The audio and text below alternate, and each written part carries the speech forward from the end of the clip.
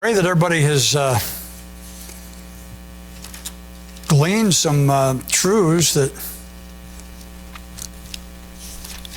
would help them in life. That's certainly our purpose. Ezekiel, when it gets to be a habit to say that, you know you've been in it long enough. Luke 23 and verse 6.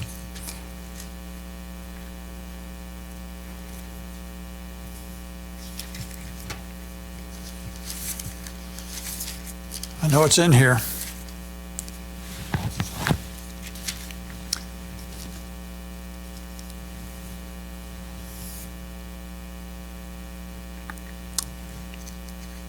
All right. Last week we went to some lengths talking about being stirred up, both from a spiritual standpoint, from a physical standpoint, and from storing up trouble in the world with the precious gospel of Christ. Whatever you do for the Lord, you're going to stir up something. The more we can stir ourselves up, the better off we will be, the better off those around us will be, though they may not realize it at the time. In verse 6, when Pilate heard of Galilee, he asked whether the man were a Galilean. He asked this because he wants to kind of get rid of the situation.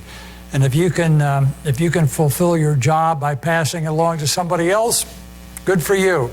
And that's exactly what he's attempting to do. But this situation is not going to leave his hands quite so easily. So when Pilate heard of Galilee, he asked whether the man were a Galilean. And as soon as he knew that he belonged unto Herod's jurisdiction, he sent him to Herod, who himself also was at Jerusalem at that time. So Herod is another Roman ruler. And he says, oh, good, I can shuffle him off to Herod, and that'll be that off my hands. Well, as the old expression goes, the best laid plans of mice and men do often go astray. That's not going to work out either. And it's as if the Lord wants to make everybody make a full measure of judgments about the Lord Jesus Christ before anybody else becomes involved in all of these things. So to Herod, if you remember in Matthew 14, he was called that old fox, or that fox. Very cagey character, but I think Pilate wasn't doing all that bad at that himself. Each one of them looking to just push off their responsibilities and obligations to somebody else. There's a line of Herods in the Bible that is somewhat confusing. There's that, by the way, these men were all Edomites, and if you remember what we went through in the book of Ezekiel, Edom was a group of people that were continually the antagonist of Israel. They always stood in Israel's way. They never did what God wanted to do, though they were related. They would be cousins, I guess you'd say. They never did what God wanted, and God says, one of these days I'm going to put an end to them permanently. It's going to be a complete and utter end to all of the Edomites. Everyone that came along left this legacy to them. Way back in 1 Samuel 15, Saul was told to go out and kill King Agag. He was an Amalekite.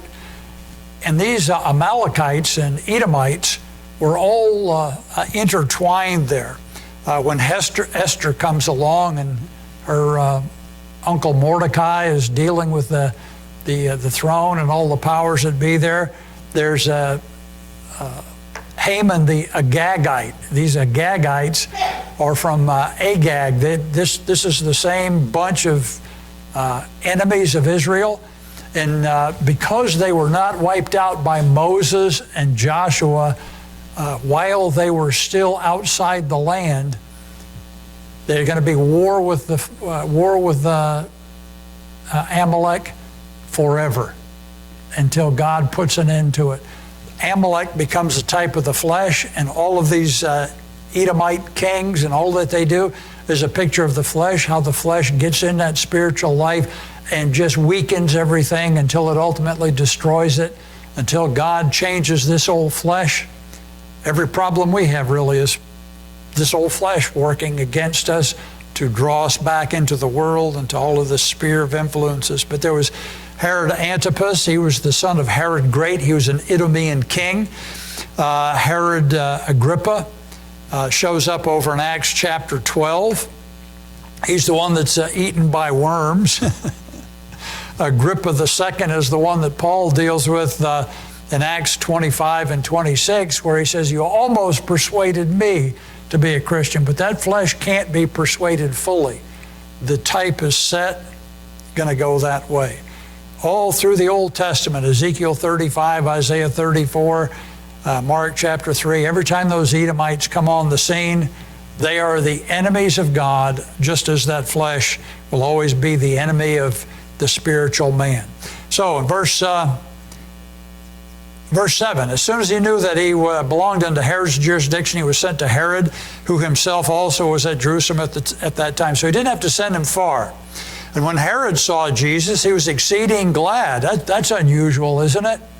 Most of those people couldn't wait to get rid of him, but Herod's really happy about this. He's excited. For he was desirous to see him of a long season. Because, now here's why. Everybody likes Jesus for some reason. One, because they think he justifies their position. So what would Jesus do? Crowds wears little bracelets and they think whatever they think is what Jesus would do. Herod likes Jesus because he's just a curiosity seeker and he likes miraculous things, heard a lot about him, and he's just kind of one of those people that will come at the invitation to a meeting, whether it's a revival meeting or church or Bible study or whatever, just out of curiosity. They had no real spiritual interest. And those folks, you hope something that's said grabs their attention and speaks to their heart, but you can't count on it because they have no level of sincerity in them. They know who Jesus is, but they're not looking for him for all the wrong reasons. The Pentecostal, charismatic people are looking for Jesus for a tingling in the flesh. That caters to two bad things. The Amalekite in them, if you will, that old fleshy desire, and a miraculous thing to be like Israel and see miracles. So when he sees Jesus, he desires to see him for a long season because he'd heard many things of him and he'd hoped to have seen some miracle done by him. Show me a miracle, entertain me, put on the sideshow. And as long as that can be done, the world, the flesh, and the devil are all happy because it never draws them to a spiritual conclusion. They always have a party kind of atmosphere. John the Baptist was entertaining to Herod until John the Baptist said that you can't have your brother's wife. And then even Herod at that was not completely out of the picture, but his wife was so mad, she says, you got to kill that guy because he's making me feel bad. And she persuades her daughter to ask the head of John the Baptist and ultimately has an innocent man killed. And that's also a good illustration, by the way, of if you're living for the Lord, don't expect rainbows and unicorns in your pathway. Expect the world to take notice and the devil to have opposition prepared right up into to the level of your flesh. Although that may be rare, it is not unheard of by any stretch of the imagination. So Herod's looking for curious reasons and just hope to see some interesting things done. Down here in verse 9 it says, then he questioned with him in many words, but he answered him nothing. He's not entertaining his curiosity. You know, as long as you can keep people thinking about what their next question is, you listen to a lot of news reporters, they ask a question and before the answer's even out, they're moving on to the next one because that wasn't what they wanted. They're trying to catch somebody in something. That's the whole worldly philosophy on all these things. Answered him nothing. And the chief priests and the scribes stood and vehemently accused him. The quieter he is, the more they're incensed and outraged that he doesn't provide anything that Herod can say, you're guilty. They know that he is because they say he is. That's all the proof that they need. And they're not going to wait very long. Then verse 11 it says, and Herod with his men of war set him at naught and mocked him, and arrayed him in gorgeous robe, and sent him again to Pilate. So he goes back to Pilate. this mocking, scorning, scoffing thing, I mentioned that last week, it's just the routine of the world. That's all they've got. If they can't disprove what you've got to say, just make fun of somebody. Just make it a joke, and everyone will dismiss it as it's unimportant. The average person today, you need to consider, doesn't think at all. Thomas Sowell, anybody know who he is? He's a black writer. He's just an intellectual kind of guy, just a real smart egghead kind of guy. He's a common sense William Buckley, if that helps you out any. And he said the problem today isn't that Johnny can't read. The problem today is that Johnny can't think. He's never been taught to think. He's never been taught to reason anything. He's never been taught to understand anything. So they graduate from college, can't balance a checkbook, can't figure out why. Well, how in the world did I end up with $100,000 worth of college debt? Well, because you just kept running up debt and then didn't pay it. It's not really that complicated an issue. But anyway, these procedures that men have used is to make light of serious matters and laugh it off. You know, this laughing in the face of death, Invictus, you know, you're going to die and just laugh at it. You can laugh, but I guarantee you God has the last laugh. And it won't be a funny matter when you open your eyes in hell. This world thinks that they can joke about it, laugh about it, tease and kid about it. God takes that stuff serious enough to send his son to die for these people. And if they're not going to take it serious, there's no other hope for them. So they put Jesus in this purple robe and send him back. This is the mockery of he's a king. The kings lived in royal places and wore fancy clothes. John the Baptist wore a very simple, outdoorsy kind of clothes, and they expected great things out of him. He just told them the truth. Not very happy among the spiritual elite, but the common people heard him and went out to him. All right, send him back to Pilate. Verse 12, on the same day Pilate and Herod were made friends together, for before they were at enmity between themselves. This is a common worldly truth as well. If you want to get on somebody's good side, wait till you have a common enemy. Then you can hate them together. You know, there's more common interest in hatred than there ever is in love. And the contrast is stark and steep. Jesus said, by this shall all men know you, they're my disciples, that you have love one for another. And you think, well, why would I have love one for another? Because Jesus told you to. Isn't that simple? What is the common denominator that binds Christians together? It isn't their education, their background, or anything else. It's the fact that the same Lord has purchased all of them, all of us who are saved. We're all in this together. It isn't a matter of, let them fall down and fall apart. I'll be okay. The Bible says when one member of the body hurts, it's all suffering because of that hurt. It ought to bind us together, but the common denominator of the world is find a common enemy, and then you can hate them. Think about this. What is it that holds socialist, Marxist, communist, Muslims, and people of that sort together? A common hatred of America's freedoms, liberties, and prosperity. You think they don't have any use for each other, although they all are essentially of the same stripe and color. They're all just one thing. But the fact that their mutual hatred for America is evident by the things that they mention. All right, so these men that had been at enmity before are now together. I've seen people in this little church get mad at me, get mad at somebody, get mad about something.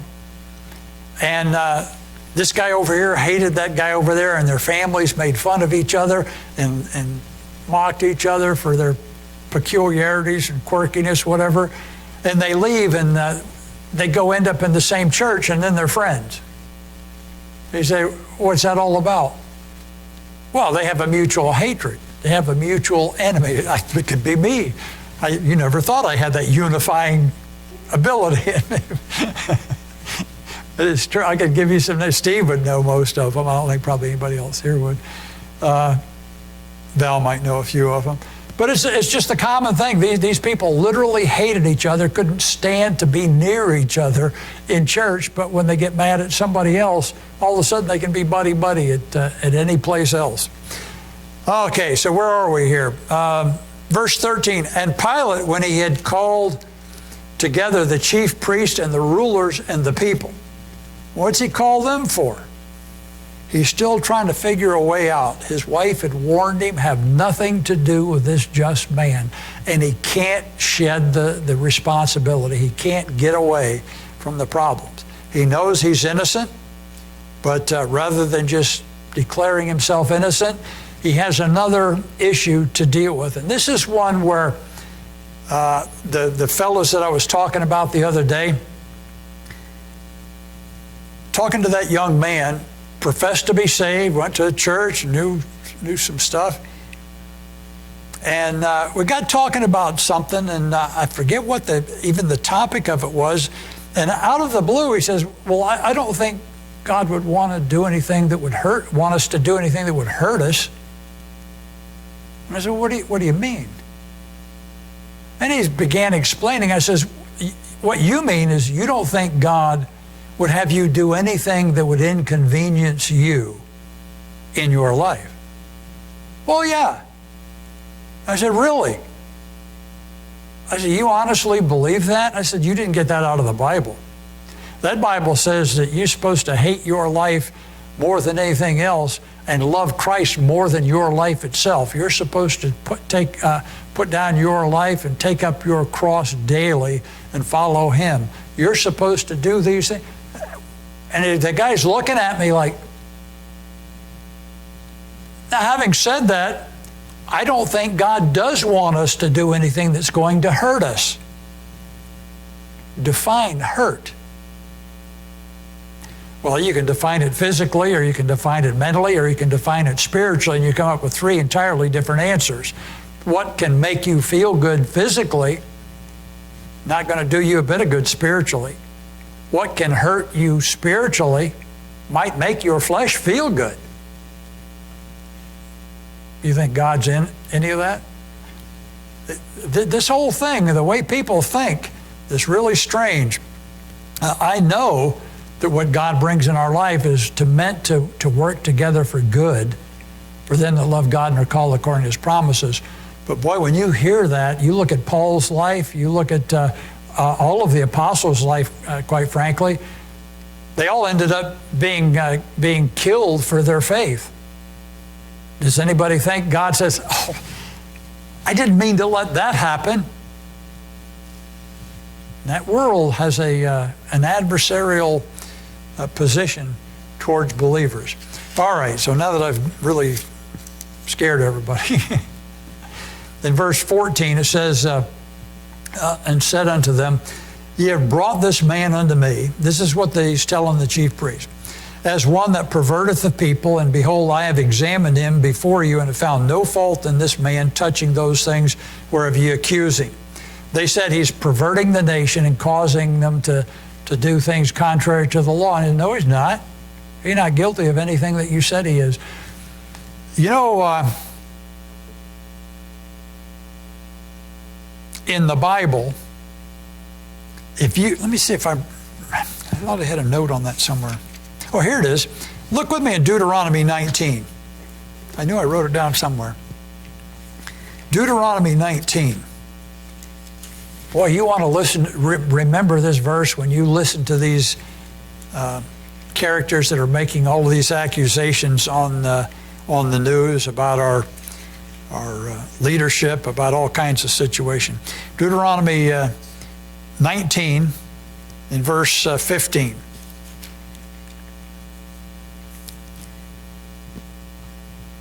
One witness shall not rise up against a man for any iniquity or for any sin, in any sin that he sinneth. At the mouth of two witnesses or at the mouth of three witnesses shall the matter be established. So It's he said, she said, up until they said, and he said. You got to have two witnesses against somebody to make a case stick. But it goes on. If a false witness rise up against any man which testify against him that which is wrong, then both the men between whom the controversy is shall stand before the Lord, before the priest and the judges, which shall be in those days. And the judges shall make diligent inquisition. And behold, if the witness be a false witness and hath testified falsely against his brother, these are national laws, then shall ye do unto him as he had thought to have done unto his brother. So shalt thou put away the evil from among you. And those which remain shall hear and fear, and shall henceforth commit no more any such evil among you. And thine eye shall not pity, but life shall go for life, eye for eye, tooth for tooth, hand for hand, foot for foot. This idea, if a man is, I'll give you some cases that are in the news today. Charges of rape by women against politicians, church leaders, just anybody. Later on they find out, oh, that's not so. What's supposed to happen to the one that made the false charge? Well, what would have happened if that man had been convicted? That's what they're supposed to get. You charge a man of treason, you charge a man of felonies, you charge a man of all sorts of improprieties. What's supposed to happen to the people who falsely did that? They are supposed to get whatever penalty that man would have gotten for their fraud, for their lies, so that other people would see that and say, man, that's not a good idea. They're trying to do that. Just Judge Kavanaugh, they charged that man with everything but being normal. And you know what happened to all those people? Nothing. They were paid to lie. They were encouraged to lie. They're just liars to start with. They just wanted that man smeared. They want him put out of that. And the next thing you read about is you find out, well, they're all lying and they all changing their story. Sorry, no pity for that. Well, you know, they thought that, no, they didn't think that. They just lied. They were false witnesses trying to get an innocent man destroyed. I think we ought to go back to that Old Testament law and say, well, we're not under an eye for an eye and a tooth for tooth. Yeah, in political matters we are. Between you and them, you can forgive them. They can do that and you can forgive them. But the law still matters. What the consequences of that are for a nation matter. And when you eliminate the penalties for all these things, you look at a matter as simple as this. I don't want to get political here, but the best example I can think of that everybody might have at least some knowledge of, these FISA courts. Anybody know what they are? These are secret courts where our spy people go to, and they can get search warrants or warrants to investigate, to spy on, literally, that guy or the other guy, that normally they couldn't get any other way without making it public. In other words, they want to do this covertly to dig into these things. One of the things that is essential that they say in these warrants is you must have verified information. The information has to be searched out and proven to be true before you can get one of these FISA warrants. What they're finding now is the FISA warrants that led to the whole 3-year Trump derangement business were obtained fraudulently. Nothing in them was ever proved. They knew before they ever went to the FISA courts that this was just Russian propaganda, Russian disinformation, and they used it anyway. Every one of those people ought to be tried for treason and hung publicly. You cannot minimize what that means when you subvert the most covert actions that the legal institutions of America can do. And if they can do against a president, what do you think they could do to anybody else? Well, if they could do that to the Son of the living God, what else would they do? They could do all of this stuff and feel perfectly justified in it because there was no justice in the land. Justice had been so subverted, perverted, you couldn't appeal to anybody for anything. Rather than the crowd shouting, "Crucify him," they should have said, "Oh, hold the phone here. If you can't get a fair case for this guy, what if they say something about me? What if they don't like me?" You know, one of the things that you realize about God, He has no axes to grind. Everything that He does is in truth and in righteousness. The world cannot fathom that because it can't fathom somebody without prejudice in a matter. But God is. So after He says, "I've found no fault in this man touching those things whereof you accuse him," verse 15, "No, nor yet Herod, for I sent you to him, and lo, nothing worthy of death is done unto him." This idea of worthy of death, the only reason that he ever went to the Roman court is because the Jews, being dominated by Rome at this point, had lost the power of capital punishment. And they needed to go to Rome. Also, all things work together for the good to them that love God and are called according to His purpose. Anybody think Jesus didn't love God? He says, "I do always those things that please the Father." What does working out for good mean? It will ultimately, whatever happens, will ultimately accomplish the purpose of God. Well, boy, that begins to really ring some chimes when you think of how God might work out things in people's lives to accomplish that. All right, so verse 16 says, I will therefore chasten him and release him. I know he's innocent, I know he's just, I know he's done nothing wrong, so I'll just beat him and then let him go. That's not justice. What he's trying to do here is appease the crowd. What he's got to be fearful of is if there's riots in Jerusalem, who's going to be accountable to Caesar? Pilate is. And he said, well, my life is much more important than truth. My life and my peace and my comfort is much more important than this man's life over here. I couldn't care less. He's just a Jew. My wife is kind of concerned. I couldn't care less. And he dismisses all those things. You know where Pilate ends up? He ends up in hell. You know why? Not because he didn't know the truth. Not because he couldn't make a right decision. Not because God didn't want him. Because he just chose an easier way. And it came back and bit him eternally. All right. Verse 17 says, interesting, the parentheses of the Bible are put in there as a means to educate or to explain the cause or purpose of something that otherwise might be lost simply in the verbiage. So he says, verse 17, for of necessity.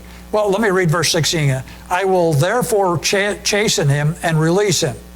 For of necessity he must release one unto them at the feast. So their political routine had worked out where at the Passover, pardons were given out, or at least a pardon. So they could release one man on the Passover holidays to kind of placate the Jews. Now the question becomes, who do they want? This is the question the world answers every time it throws a tract in the trash can. Every time it rejects a gospel witness, turns down an opportunity to get saved or to come to church, it says, we don't esteem him to be anything. He's not worth me wasting my time or getting up early on a Sunday or doing anything different than I ever did. Well, just forget him. Give me the other guy. Verse 18, and they cried out all at once, saying, away with this man, and release unto us Barabbas. I think I mentioned last week, Barabbas is a compound word. Bar, B-A-R, is son. You know what a bar mitzvah is? It's where the son steps into manhood. Son bar is just a Jewish word for son. Abbas is used over in Romans chapter 8, 16, 17, where it says, whereby we cry, Abba, Father. It's a term of endearment like Papa or Daddy or something, like a little kid would say that. So they don't want Jesus. Give us the Son of the Father. That's who we want. They want somebody like themselves. They want somebody who is not of God, but like themselves. And Barabbas was a murderer. Well, I know who his father was. He was a murderer from the beginning and abode not in the truth. They'd rather have a murderer in their midst than a sinless, innocent man, simply because they're following the religious cheerleaders who would cheer a man to death, following the ignorance of the mob who couldn't care less what truth is about anything. Once you catch that, crucify him, they just whipped up in the frenzy. It sounded kind of like Seattle and Portland mobs that just get stirred up. And here's what it says about Barabbas. Verse 19, again, by definition or explanation, who for a certain sedition made in the city. Anybody know what sedition is? It's when you raise up treasonous acts against a legitimate government. Well, the legitimate government, I guess you'd say there, is Rome. They took over by I guess you'd say, God's insistence, because the Jews needed to learn a lesson. He put them in there. They were to submit to the powers that be, and they refused. So he says, Barabbas, for certain sedition made in the city, and for murder was cast into prison. So he's sort of an Antifa kind of character. He's trying to free Israel by murdering people, fighting against Rome, but it has the same effect of the Jewish leaders fighting against Nebuchadnezzar. When God says, you better yield to him and go. If you go, you'll be living 70 years in Babylon, raising family, and then you'll come home. If you fight, you're going to be killed, or that'll be the end of you. They said, well, we're not going to submit to them. Our God wouldn't allow it. He says, I am your God, and I'm telling you what to do, and they wouldn't do it. So anyway, they want a political terrorist and a murderer to be released because he was the kind of leader they wanted. They wanted to be politically, religiously free, but they weren't the least bit concerned about being in spiritual bondage to the devil. That's the leadership of the world's religions today. They want freedom from God, not a freedom in God. They want a freedom from the government, but not a freedom to serve God under any government. So anyway, Barabbas is put in this high, lofty position of, he may be a killer and he may be a seditionist, but he's our killer and he's our seditionist, so let him go. We want him. We don't want that Jesus. Yeah, we know he healed people and raised dead people and paid his taxes and did all those things right. He's a preacher. Yeah, he's a good man. Yeah, he never did anything wrong. But we'll kill him anyway. That's the mob. That's democracy.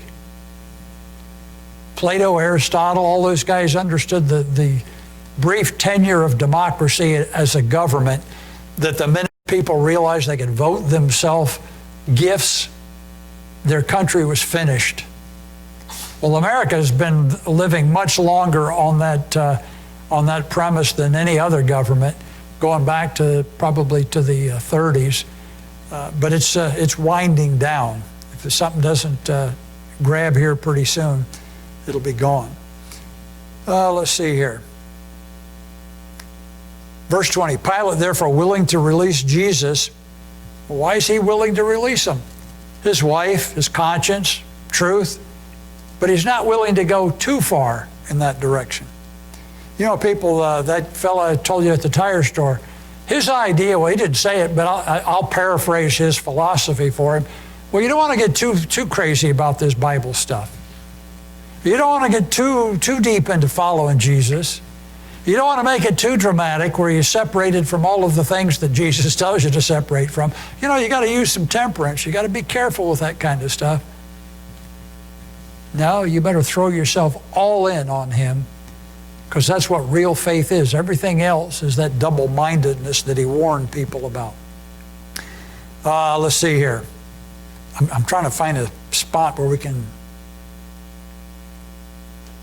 verse 21. But they cried, saying, Crucify him, crucify him.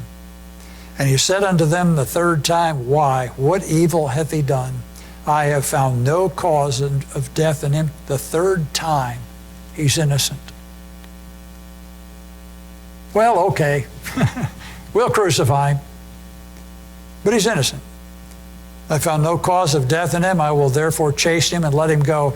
And they were instant with their voices, requiring that he might be crucified, and the voices of them and of the chief priests prevailed. And Pilate gave sentence that it should be as they required.